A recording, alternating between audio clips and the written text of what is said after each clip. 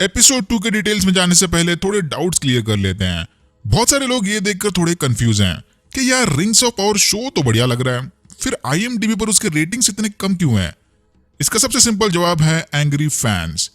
Amazon prime के पास सिर्फ Lord of the rings और द हॉबिट बुक सीरीज के राइट्स हैं। टोकिन ने लॉर्ड ऑफ द रिंग्स और हॉबिट के यूनिवर्स को कनेक्ट करते हुए ढेर सारे बुक्स लिखे थे। मिडिल अर्थ और आर्डा की एक्चुअल स्टोरी बहुत ही ज्यादा वास्ट है।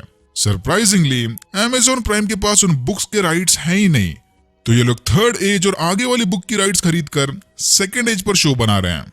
अब राइट्स नहीं है तो लीगली ये लोग टोकिन की ओरिजिनल बैक स्टोरी यूज ही नहीं कर सकते।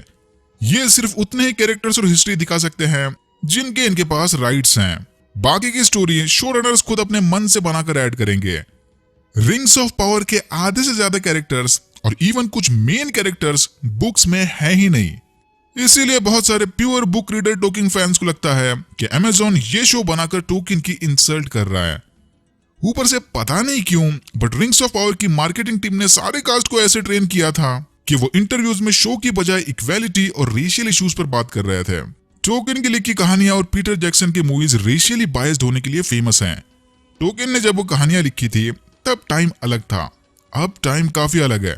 तो Amazon प्राइम ने सोचा कि चलो इस शो के कास्ट को थोड़ा और बैलेंस किया जाए, और इंटेंशनली या अनइंटेंशनली सारे मीडिया वाले भी रिंग्स ऑफ पावर की स्टोरी की बजाय इसी बात को लेकर हाइप बढ़ाने लगे। इन सारी चीजों ने साथ मिलकर प्योर फैंस के गुस्से को और आग दे दी। इसीलिए शो के रिलीज होते ही बहुत सारे गुस्सेल फैंस IMDb पर नेगेटिव रिव्यूज डालने चले गए, यानी कि रिव्यू बॉम्बिंग। जैसे हमारे यहाँ बॉयकॉट होता है वैसे ही उधर review bombing. I think Tonkin के प्योरिस्ट फैंस ये भूल रहे हैं कि खुद टोकिन ने भी लॉर्ड ऑफ द रिंग्स और हॉबिट की स्टोरीज को कनेक्ट करने लोर में चेंजेस किए थे, और वैसे भी बुक अडेप्शन में चेंजेस होना तो आम बात है। मुझे पर्सनली दोनों एपिसोड्स काफी पसंद आए। एटलीस्ट फर्स्ट सीजन खत्म होने तक हमें इस सीरीज को एक चांस तो देना ही चाहिए। अगर एकदम ही बुक के राय हार्ड फैंस हो तो इसे अल्टरनेट रियलिटी वाली ओरिजिन स्टोरी समझ के देखो भाई, एटलीस्ट चांस तो दो एक बार। Hopefully show runners modern audience को खुश करने के चक्कर में लोर को कुछ ज्यादा ही चेंज ना कर दें। चलिए अब एपिसोड की बात कर ली जाए। पॉपी भी नोरी के पीछे पीछे क्रैश लैंडिंग साइट पर चली गई। पॉपी के मना करने के बावजूद भी नोरी ने बेहोश पड़े स्ट्रेंजर को जगाने की कोशिश की। सरप्राइजिंगली यहाँ पड़ी आग बिल्कुल ठंडी थी।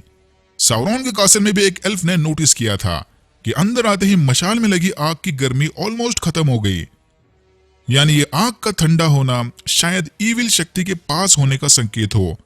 तो जो लोग इस स्ट्रेंजर को गैंडाल्फ बुला रहे हैं उन्हें शायद थोड़ा और सोचने की जरूरत है। नोरी को लगता है कि स्ट्रेंजर को ऐसे खुले में छोड़ना सेफ नहीं है। फिर वो पॉपी की मदद से स्ट्रेंजर को बग्गी में बिठाकर सुरक्षित जगह ले गई। पता नहीं क्यों बट नोरी को ऐसे अंदर से महसूस हो रहा था कि स्ट्रेंजर की मदद करना उसकी ड्यूटी है। अगले दिन सुबह ये स्ट्रेंजर उठकर अजीब से सिंबल्स बना रहा था। नोरी ने यह लैंग्वेज इससे पहले कभी नहीं देखी। इसकी बिल्कुल समझ नहीं आ रहा था कि स्ट्रेंजर क्या बोल रहा है। स्ट्रेंजर कॉन्स्टेंटली दो ही शब्द बड़बड़ा रहा था, माना उरे। फिर इसने गुस्से में आकर जोर से हवाएं चला दी, लेकिन जल्दी शांत हो गया। इस सीन के बाद तो स्ट्रेंजर के गैंडाल्फ होने के थियरीज और भी बढ़ जाएंगे। उधर कैंप में टेंट लगाते वक्त नोरी के पापा लार्गो का पैर मुड़ गया। नोरी इस काम में लार्गो की मदद करने वाली थी, लेकिन वो बिना किसी को बताए स्ट्रेंजर से मिलने चली आई। रात होते ही नोरी और पॉपी फिर से स्ट्रेंजर का हाल चेक करने चले आए। रोशनी के लिए ये लोग अपने साथ जुगनू से भरे लैंटर्न्स लेकर आए थे। फिर उस स्ट्रेंजर ने अपने पावर्स की मदद से फायर फ्लाइज को लैम्प से बाहर निकाला और एक एक फायर फ्लाई को पकड़कर उन्हें इंस्ट्रक्शंस देने लगा।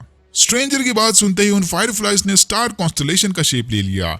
ये देखकर नोरी समझ गई कि स्ट्रेंजर शायद ऐसी जगह पर जाना चाहता है जहां के आसमान से ये स्पेसिफिक स्टार कॉन्स्टलेशन नजर आए। ये सीन देखकर मुझे भी लगा था कि स्ट्रेंजर कोई विजर्ड या वाला ही होगा, लेकिन स्ट्रेंजर का काम पूरा होते ही सारे फायर फ्लाइज एक एक करके मरने लगे, यानी फिर से कंफ्यूजन, स्ट्रेंजर अच्छा है कि बुरा। एरोंजर और ब्रॉनविन ऑर्डन की तबाही देखकर हैरान रह गए। यहाँ के सारे घर जल के राख हो गए थे। सबसे अजीब बात तो ये थी कि इधर इन्हें एक भी डेड बॉडी या सर्वाइवर नहीं मिला। या तो ऑर्डन के निवासी समय रहते यहाँ से भाग गए या फिर उनके साथ कुछ बहुत ही बुरा हुआ था। ब्रॉनविन एरोंडर को लेकर उसकी दोस्त का घर चेक करने चली गई। घर के नीचे एक लंबी सुरंग बनी थी। एरोंडर ने ब्रॉनविन को चेतावनी देने टिरहारेट वापस भेज दिया और खुद मामले की छानबीन करने सुरंग के अंदर उतर गया। टनल को चेक करते वक्त इसे मिट्टी में फंसा ऑर्क का नाखून मिला। जल्द ही अरांडर को समझ आ गया कि ये लंबे लंबे टनल्स ऑर्क्स नहीं बनाए थे। फिर एक ऑर्क अरांडर के पीछे पड़ गया। ये किसी तरह चूहों के बीच से छोटी टनल से रास्ता बनाते हुए एक अंडरग्राउंड तालाब में चला गया, लेकिन पानी से बाहर आते ही कुछ ऑर्क्स ने अरांडर को धर दबोचा। ब्रॉनविन ने टिरहारेट जाकर गांव वालों को आने वाले खतरे की चेतावनी दी, लेकिन कोई भी इसकी बातों पर यकीन करने के लिए तैयार नहीं था। उन्हें लगा कि हॉर्डन के लोग लैंडस्लाइड की वजह से मरे होंगे और कुछ नहीं। थियो घर में बैठा खाना बना रहा था, तभी उसे बेसमेंट से कुछ आवाजें सुनाई दी। थियो को लगा कि शायद चूहे होंगे। ऑलरेडी रात भर ये चूहों की आवाज की वजह से सो नहीं पाया था। थियो गुस्से में एक रॉड उठाकर जमीन पर मारने लगा। तभी उसकी समझ आया कि नीचे चूहे नहीं बल्कि एक ऑर्क है। कुछ देर बाद ही यहाँ ब्रॉनविन आ गई। थियो और ब्रॉनविन साथ मिलकर उस ऑर्क से लड़ने लगे। ऑर्क इन दोनों पर भारी पड़ने लगा। थियो ने ब्रॉनविन को बताया कि वो जल्दी जाकर टाउन से मदद लेके आए, लेकिन ब्रॉनविन अपने बच्चे को अकेला छोड़कर कहीं नहीं जाने वाली। फिर इन दोनों ने साथ मिलकर किसी तरह उस ऑर्क को मार डाला। ब्रॉनविन उस ऑर्क का सर उठाकर सीधा बाहर ले गई। ये रहा सबूत। अब सारे फटाफट सामान बांध लो। इन्हें जल्द से जल्द गांव से निकलकर पास के सुरक्षित जगह जाना होगा। पैकिंग करते वक्त थियो ने अपने साथ वो टूटा हुआ ब्लेड भी ले लिया। वो डार्क ब्लेड थियो के खून को अपनी ओर खींचने लगा। खून मिलते उस ब्लेड में आग लग गई और थियो को फिर से ब्लैक स्पीच के विस्पर सुनाई देने लगे।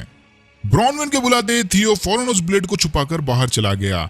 सारे गांव वाले टिरहारेट से निकलकर पास के एलिफेंट टावर की ओर जाने लगे। बाय द वे, ये सारे कैरेक्टर्स टिरहारेट और हॉर्डन जैसे लोकेशंस बुक्स में नहीं है, बस इस शो के लिए बनाए गए हैं।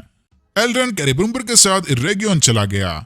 सेकेंड एज के महान एल्वन कारीगर इसी रम में रहा करते थे। एल्रॉन वर्कशॉप में रखे फ्योनर की हथौड़ी की सराहना कर रहा था। फर्स्ट एज के दौरान फ्योनर ने टू ट्रीज की रोशनी यूज करके निहायत ही खूबसूरत ज्वेल्स बनाए थे।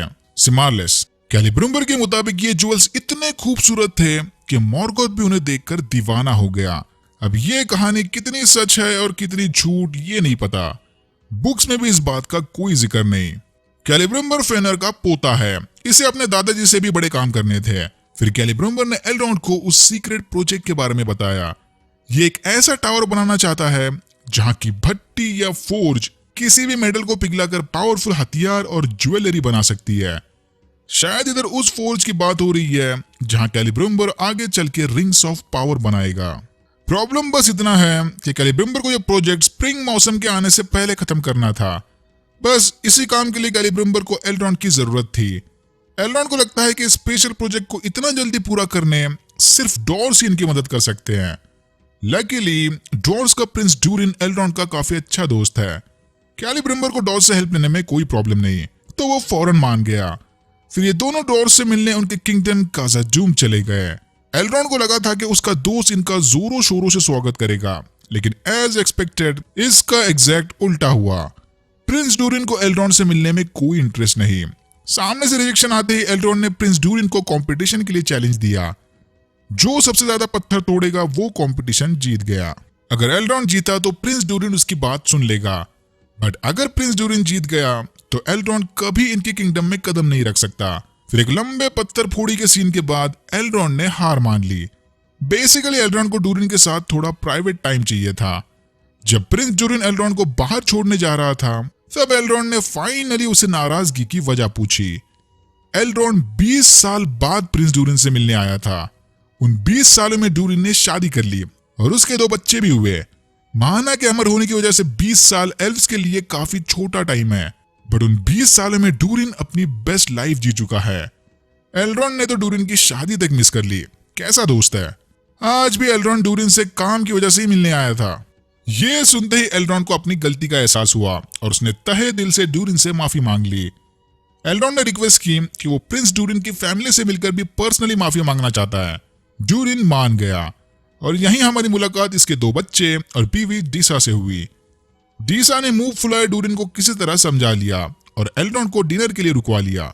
मामला थोड़ा शांत होते ही एल्रॉन ने प्रिंस ड्यूरिन को एल्व्स के स्पेशल प्रोजेक्ट के बारे में बताया, लेकिन प्रिंस ड्यूरिन को कोई भी डिसीजन लेने से पहले अपने पापा यानी किंग ड्यूरिन द थर्ड से बात करनी होगी।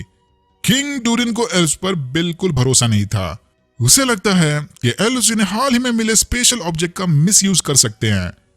अब इस डब्बे में क्या चमकती चीज रखी थी वो तो अगले एपिसोड में ही पता चलेगा। जब से आउलो ने डूरिन द फर्स्ट को बनाया था तब से डॉर्स उनके सारे किंग्स का नाम डूरिन ही रखते थे, इसीलिए किंग डूरिन द थर्ड और प्रिंस डूरिन। डूरिन द फर्स्ट डॉर्स के लिए इतना इंपॉर्टेंट है कि डॉर्स को डूरिन्स फोक्स भी कहा जाता है, यानी ये सारे डूरिन द फर्स्ट से रिलेटेड हैं। गलाड्रियल बोट से कूदकर तैरते हुए मिडिल अर्थ की ओर निकल पड़ी। रास्ते में इसकी मुलाकात कुछ सर्वाइवर से हुई। एक सी मॉन्स्टर ने इनकी बोट पर हमला करके बोट तबाह कर दी थी। पहले तो इन ह्यूमंस ने गलाड्रियल की मदद की, बट इसकी एल्वन आइडेंटिटी पता चलते ही उसे वापस पानी में फेंक दिया। फिर उस सी मॉन्स्टर ने फिर से इनके रैकेट पर हमला कर दिया। अब बस एक ही सर्वाइवर बच गया था, हेलब्रांड। हेलब्रांड ने गलाड्रियल को अपनी काम चलाऊ बोट पर जगह दे दी। हेलब्रांड ने गलाड्रियल को बताया कि कुछ ऑर्क्स ने उसके गांव पर हमला कर दिया था, इसीलिए वो साउथलैंड से निकलकर ईस्ट की ओर जा रहा है। ये सुनते ही गलाड्रियल को उसके साथ उल्टा ऑर्क्स वाले इलाके में जाना था, क्योंकि ऑर्क्स का मिडिल अर्थ पर मिलना साउरॉन की मौजूदगी का पुख्ता सबूत है। हेलब्रांड ने उसे गले में स्पेशल सिंबल लगा नेकलेस पहना था, जो कि किसी राजा का सिजिल नहीं है। उस रात समुद्री तूफान में गलाड्रियल बाल बाल मरते हुए बच गई। हेलब्रांड ने पानी में डुबकी लगाकर गलाड्रियल को डूबने से बचा लिया। सुबह होते ही मलबे के साथ ये दोनों किसी अननोन शिप के पास पहुंच गए, शायद न्यूमेनोरियन शिप। और यहाँ होता है एपिसोड 2 खत्म। मुझे सेकंड एपिसोड पहले से ज्यादा अच्छा लगा, स्पेशली इसके विजुअल्स। सेकंड है जोले रेगियन और काजाटूम का लाइव एक्शन वर्जन देखकर मजा आ गया। स्टोरी वाइज अभी कुछ कह नहीं सकते, क्योंकि फिलहाल तो बस वर्ल्ड बिल्डिंग और कैरेक्टर डेवलपमेंट ही चला है। नेक्स्ट एपिसोड में शायद हम न्यूमेनोर को देखेंगे, तो अगले कुछ एपिसोड में भी वर्ल्ड बिल्डिंग ही चलता रहेगा। मुझे इस बात से कोई प्रॉब्लम नहीं, मैं तो इस शो को फुली एंजॉय कर रहा हूँ। बस शोरनर्स गलाड्रियल और हेलब्रांड का लव कनेक्शन दिखाकर हेलब्रांड को साउरॉन न बना दे। Alright, that's it for now. Thank you very much for watching, and I'm hoping to see you in my next one.